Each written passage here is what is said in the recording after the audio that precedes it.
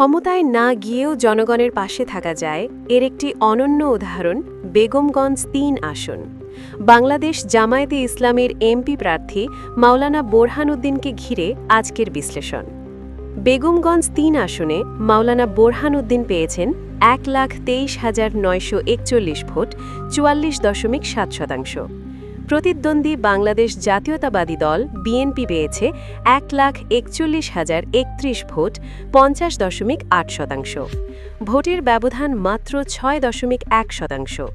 প্রতিদ্বন্দ্বী ছিলেন ৩ বারের এমপি ও সাবেক মন্ত্রী, তাই এই ফলাফলকে আমরা পরাজয় হিসেবে দেখি না, বরং এটিকে শক্ত অবস্থান ও ভবিষ্যতের সম্ভাবনার বার্তা হিসেবেই দেখি।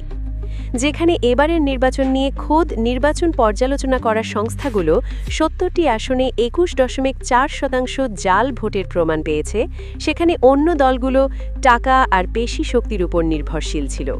সেখানে জামায়াতের ওয়েলফেয়ার পলিটিক্স খুব দ্রুত জনগণের মনে জায়গা করে নিয়েছে। ভোটের পরিসংখ্যানই এর বাস্তব উদাহরণ। ভোটে হেরে যাওয়ার পর মাওলানা বোরহান উদ্দিন ঘরে বসে নেই। ভোটের পরের দিন থেকেই জনগণের সঙ্গে সাক্ষাৎ, মানুষের মাঝে মিশে যাওয়া, নিজেদের নেতাকর্মীদের উপর বিরোধী দলের হামলার শিকার হওয়া কর্মীদের পাশে গিয়ে দাঁড়ানো, তাদের পরিবারের খোঁজ খবর নেওয়া থেকে শুরু করে গরিব দুঃখী মানুষের পাশে গিয়ে দাঁড়াচ্ছেন। এদিকে সারা দেশে বাংলাদেশ জামায়াতে ইসলামী রমজানে ব্যাপক পরিসরে মাঠে নেমেছে, গরিব দুঃখী অসহায় মানুষের পাশে গিয়ে দাঁড়াচ্ছে। সমাজের তৃণমূল মানুষের পরিবারে পুরো ১ মাসের রমজানের বাজার সদাই তুলে দিয়ে আসছে। রাজনৈতিক ভাষায় যাকে বলা হয় মাইক্রো লেভেল ওয়েলফেয়ার। যখন একটি পরিবার নিশ্চিত হয় যে আগামী ৩০ দিন তাদের খাবারের কোনো সংকট থাকবে না, তখন স্বাভাবিকভাবেই এমন একটি সংগঠনের প্রতি আনুগত্য সৃষ্টি হয়।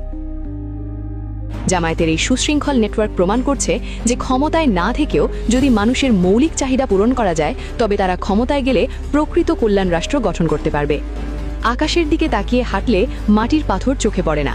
আমাদের দেশের অধিকাংশ নেতা যখন এলিট শ্রেণীর দিকে তাকিয়ে রাজনীতি করেন, জামায়াতের আমির তখন মাটির মানুষের দিকে তাকিয়ে এক নতুন বার্তা দিলেন।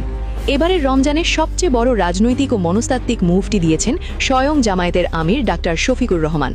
প্রথাগত রাজনীতির ব্যাকরণ অনুযায়ী প্রথম রোজার ইফতার হয় বড় কোনো হোটেলে কূটনৈতিকদের নিয়ে, যাকে বলা হয় ইফতার ডিপ্লোমেসি। কিন্তু ডাক্তার শফিকুর রহমান সেই চেনা ছক ভেঙে প্রথম ইফতারটি করেছেন এক এতিমখানায়। পিতৃমাতৃহীন শিশুদের সাথে মাটিতে বসে একই প্লেট থেকে খাবার খাওয়ার সেই দৃশ্য সোশ্যাল মিডিয়ায় ভাইরাল হতে সময় নেয়নি। এটি কেবল একটি ছবি নয়, এটি একটি সিম্বলিক পলিটিক্স। তিনি সুকৌশলে দেশের মানুষকে বোঝাতে চাইলেন যে জামায়াতের কাছে ভিআইপি হল দেশের এতিম ও সাধারণ মানুষ, কোনো বিদেশি কূটনৈতিক বা এলিট শ্রেণী নয়। পলিটিক্যাল সাইকোলজিতে একে বলা হয় এমপ্যাথি ড্রিভেন লিডারশিপ বা সহানুভূতিশীল নেতৃত্ব। তবে জামায়াতের এই সফট পাওয়ার কৌশল প্রতিপক্ষ বা প্রশাসনের জন্য বড় দুশ্চিন্তার কারণ হতে পারে। যদি এই জনকল্যাণমূলক কাজগুলো সাধারণ মানুষের মাঝে জামায়াতকে তুমুল জনপ্রিয় করে তোলে, তবে ভবিষ্যতে প্রশাসনিক বাধা বা আর্থিক চ্যানেলগুলো বন্ধ করে দেওয়ার মতো ঘটনা ঘটতে পারে, যেমনটি আমরা বিগত বছরগুলোতে ঢাকা বিশ্ববিদ্যালয়ে ইফতার মাহফিল নিষিদ্ধের ক্ষেত্রে দেখেছিলাম। সব মিলিয়ে এবারের রমজানে জামায়াত ও শিবিরের এই মানবিক পদক্ষেপগুলো রাজনীতিতে একটি নতুন বেঞ্চমার্ক তৈরি করেছে। তারা প্রমাণ করেছে যে রাজনীতি মানেই কেবল ক্ষমতার লড়াই নয়, রাজনীতি মানে মানুষের চোখের পানি মোছানাও। প্রিয় দর্শক, ওয়েলফেয়ার মডেল নিয়ে আপনার বিশ্লেষণ কি? এটি কি শুধুই একটি নিখুঁত রাজনৈতিক কৌশল, নাকি সত্যিই একটি কল্যাণ রাষ্ট্র গড়ার নীরব প্রস্তুতি? আপনার যুক্তি নির্ভর মতামত কমেন্টে জানান। ভিডিওটি ভালো লাগলে লাইক ও কমেন্ট করে শেয়ার করুন।